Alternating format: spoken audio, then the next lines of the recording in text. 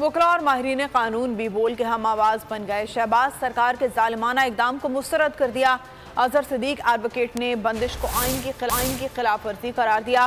Barrister شاخاور نے کہا بول کو قانونی آپشن استعمال کرنے چاہیے۔ علی بخاری، مسعود چشتی، سید جعفر طیار بخاری نے بھی بول کی بندش کی مذمت کی ہے۔ بول کے خلاف شہباز حکومت کا ظالمانہ اقدام، وکلاء اور ماہر قانون بھی بنے آزادی صحافت کے لیے ہم آواز۔ اظہر صدیق ایڈوکیٹ نے بندش کو آئین کی خلاف ورزی قرار دے دیا۔ کہا پیمرا اختیارات سے تجاوز کر رہا ہے۔ آئین کے آرٹیکل 19 اور 19 کی خلاف ورزی ہے۔ پیمرا اپنے اختیارات سے تجاوز کر رہا ہے۔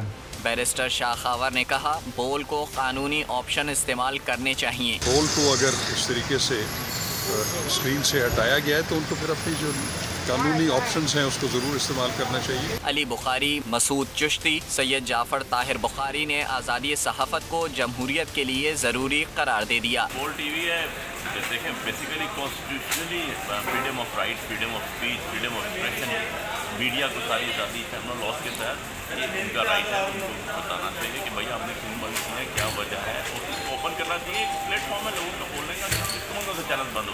اس طرح کے جو اقدامات ہیں کسی بھی نیوز چینل کے خلاف، یہ آزادی رائے کے خلاف ہے اور صریحاً طور پر یہ آئین پاکستان کی خلاف ورزی بھی ہے کہ بغیر کسی ٹائم کو ضائع کیے فر فروغ بول چینل پہ پابندی ختم کی جائے تاکہ وہ پاکستان میں اپنا کردار ادا کر سکے۔ ماہرین قانون کا کہنا تھا کہ عدالت کا واضح حکم ہے، کسی چینل کو بند نہیں کیا جا سکتا۔ بول ایک بار پھر نمبر 1۔